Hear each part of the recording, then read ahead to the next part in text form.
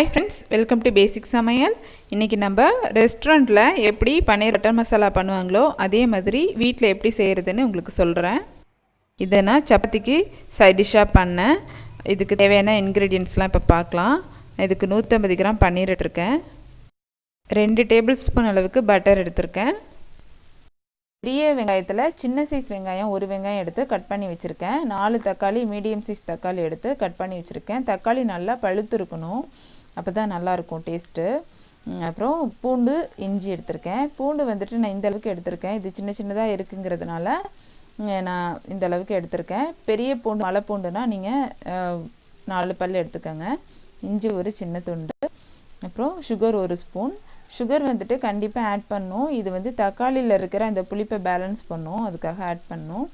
அப்புறம் உப்பு தேவையான அளவு. சில்லி பவுடர் 1 ஸ்பூன் எடுத்துர்க்கேன். காஷ்மீரி சில்லி இருந்துச்சுனா அது கூட நீங்க எடுத்துக்கங்க. அது கிரேவி நல்லா கலரா இருக்கும், ரெட் கலரா இருக்கும் அதுக்காக. அப்புறம் பெப்பர் வந்து ஒரு 1/2 ஸ்பூன் கம்மியா எடுத்துர்க்கேன். அப்புறம் இது கஸ்தூரி மெத்தி. இது வந்துட்டு காஞ்ச வெந்தயக்கீரை. இத நீங்க வீட்லயே கூட பண்ணலாம். இது வந்துட்டு வெந்தயக்கீரையை கடையில வாங்கி நல்லா வாஷ் பண்ணிட்டு சன்லைட்ல படாம நல்லா வீட்டு உள்ளவே காய வச்சுக்கங்க. அது கஸ்தூரி மேத்தி ரெடி ஆயிடும். அப்புறம் ஒரு பட்டை, அப்புறம் 2 ஏலக்காய் 2 கிராம்பு எடுத்துர்க்கேன். ஃப்ரெஷ் க்ரீம் வந்துட்டு ஒரு 2 ஸ்பூன் அளவுக்கு எடுத்துக்கங்க.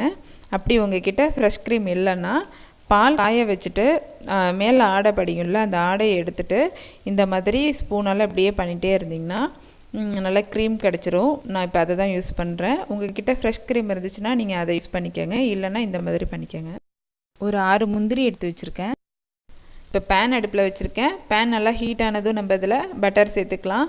பட்டர் நல்லா மெல்ட் ஆனதும் நம்ம வெங்காயத்தை இதில் ஆட் பண்ணிக்கலாம். நான் 1 ஸ்பூன் அளவுக்கு பட்டர் இதை சேர்த்துருக்கேன். இப்போ இது நல்லா மெல்ட் ஆகட்டும். இப்போ நம்ம வெங்காயத்தை சேர்த்துக்கலாம். வெங்காயம் நல்லா ஃப்ரை ஆகணும்னு தேவையில்லை. ஜஸ்ட் கண்ணாடி பதம் வந்ததும் நம்ம தக்காளி இதில் ஆட் பண்ணிக்கலாம். இப்போ நல்லா ஃப்ரை பண்ணி விடுங்க. இந்த மாதிரி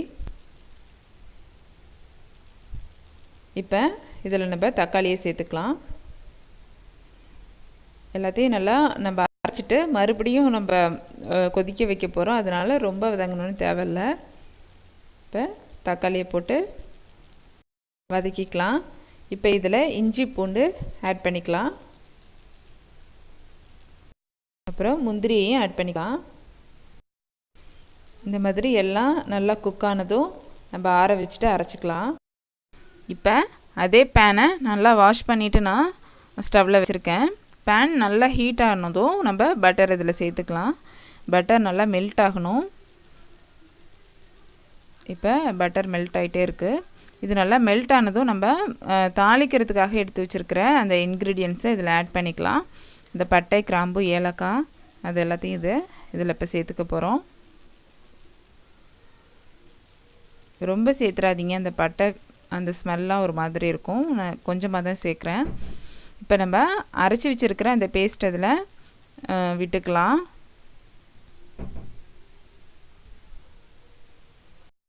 இப்போ ஓரத்தில் இருக்கிற அந்த பட்டர்லாம் மசாலாவில் நல்லா ஃபுல்லாக படுற மாதிரி நல்லா மிக்ஸ் பண்ணி விடுங்க. இப்போ கிரேவி ரொம்ப கெட்டியாக இருக்குது. நம்ம இப்போ இதில் 1/2 டம்ளர் அளவுக்கு தண்ணி சேர்த்துக்கலாம். தண்ணி சேர்த்துட்டு அதையும் நல்லா மிக்ஸ் பண்ணி விடுங்க. நல்லா இந்த மாதிரி மிக்ஸ் பண்ணி விடுங்க. இப்போ இந்த பட்டர் மசாலாவோட கன்சிஸ்டன்சி இந்த அளவுக்கு தான் இருக்கும். ஸோ நம்ம இன்னும் கூட கொஞ்சம் தண்ணி ஊற்றி நல்லா கொதிக்க வச்சுட்டு இந்த அளவுக்கு கொண்டு வரலாம். நம்ம சில்லி பவுடர் ஆட் பண்ணும்போது நம்ம அந்த தண்ணியை நம்ம சேர்த்துக்கலாம். இப்போ நம்ம இதில் சுகரையும் சால்ட்டையும் சேர்த்துக்கலாம். சேர்த்துட்டு அதை நல்லா மிக்ஸ் பண்ணி விடுங்க. சில்லி பவுடர் சேர்க்கும் போது தண்ணி சேர்த்தோன்னா அதோட பச்சை வாசனை போகிற வரைக்கும் நல்லா கொதிச்சிட்ருக்கும். அதுக்காக தான் நான் அப்போ தண்ணி சேர்க்கலான்னு சொன்னேன். இப்போ நம்ம சில்லியும் அந்த பெப்பர் பவுடரையும் நம்ம இதில் சேர்த்துக்கலாம். காஷ்மீரி சில்லி இருந்துச்சுன்னா நீங்கள் அதையே யூஸ் பண்ணுங்கள். அதுதான் அந்த கிரேவிக்கு வந்துட்டு நல்ல கலர் கொடுக்கும். இப்போ நல்லா இதை மிக்ஸ் பண்ணி விட்டுட்டு கொஞ்சமாக தண்ணி ஊற்றிக்கலாம். பாருங்கள், நான் தண்ணி ஊற்றிட்டேன். இந்த அளவுக்கு அப்படியே தண்ணியாக இருக்குது. இப்போ இதை நல்லா கொதிக்க வச்சுக்கலாம். இப்போ பாருங்கள், ஒரு கிரேவி ஒரு 5 மினிட்ஸாக கொதிச்சிட்ருக்கு. நல்லா திக்காகிடுச்சு. இப்போ நம்ம இதில் பன்னீரை ஆட் பண்ணிக்கலாம். பன்னீர் வந்துட்டு உடம்புக்கு ரொம்ப நல்லது. இதை குழந்தைங்களுக்கு கண்டிப்பாக கொடுங்க. ஏன்னா இதில் நிறைய கால்சியம் இருக்குங்கிறதுனால லேடிஸ்க்குமே ரொம்ப நல்லது தான். நம்ம இதை சாப்பாட்டில் ஒரு வாரத்துக்கு ஒரு வாட்டியோ இல்லை மாதத்துக்கு 2 வாட்டியோ இதை நம்ம சேர்த்துக்கலாம். இப்போ பன்னீர் சேர்த்தாச்சு. இதை நல்லா மசாலாலாம் நல்லா படுற மாதிரி மிக்ஸ் பண்ணி விடுங்க. நான் கொடுத்துருக்குற அந்த இன்க்ரீடியன்ட்ஸ்லாம் அந்த மெஷர்மெண்ட்டை அப்படியே ஃபாலோ பண்ணிங்கன்னா உங்களுக்கு இந்த மாதிரி சூப்பராக டேஸ்டியான பன்னீர் பட்டர் மசாலா உங்களுக்கு கிடைக்கும். இப்போ பாருங்கள், இதில் நம்ம இப்போ கஸ்தூரி மெத்தியை நல்லா கையால் அப்படியே நல்லா க்ரஷ் பண்ணிவிட்டு அப்படியே தூவி விடுங்க. இது இல்லைனாலும் பரவாயில்ல, இது போட்டிங்கன்னா நல்லா அந்த ரெஸ்டாரண்ட்டில் கிடைக்கிற மாதிரி அந்த ஸ்மெல் நல்லா கிடைக்கும். பாருங்கள், இந்த மாதிரி போடுங்க. இந்த டிஷ் உங்களுக்கு பிடிச்சிருந்துச்சுன்னா லைக் பண்ணுங்கள், உங்கள் ஃப்ரெண்ட்ஸ் கூட ஷேர் பண்ணுங்கள். மறக்காமல் என்னோடய சேனலை சப்ஸ்கிரைப் பண்ணிவிடுங்க. இப்போ இதில் ஃப்ரெஷ் க்ரீம் சேர்த்துக்கலாம். ஃப்ரெஷ் க்ரீம் இல்லைனாலும் பிரச்சனை இல்லை, சேர்த்தா நல்லா ரிச்சாக இருக்கும், அதுக்காக தான் சேர்க்குறது. இப்போ இதில் ஃப்ரெஷ் க்ரீம் சேர்த்துக்கிறேன்.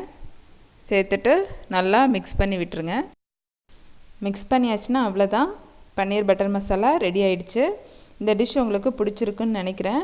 பிடிச்சிருந்துச்சுன்னா மறக்காமல் லைக் பண்ணிவிடுங்க, சேனலை சப்ஸ்கிரைப் பண்ணுங்கள், பக்கத்தில் இருக்கிற பெல் பட்டனை கிளிக் பண்ணுங்கள். அப்போ தான் நான் நெக்ஸ்ட் வீடியோ போடும்போது மிஸ் பண்ணாமல் பார்க்க முடியும். இந்த டிஷ் எப்படி இருந்துச்சு அப்படின்ட்டு உங்கள் வீட்டில் செஞ்சு பாருங்கள். செஞ்சு பார்த்துட்டு உங்களோட கமெண்ட்ஸ் அண்ட் ஃபீட்பேக் மறக்காமல் எனக்கு சென்ட் பண்ணுங்கள். கீழே கமெண்ட் பாக்ஸில் போடுங்க. தேங்க்ஸ் ஃபார் வாட்சிங்.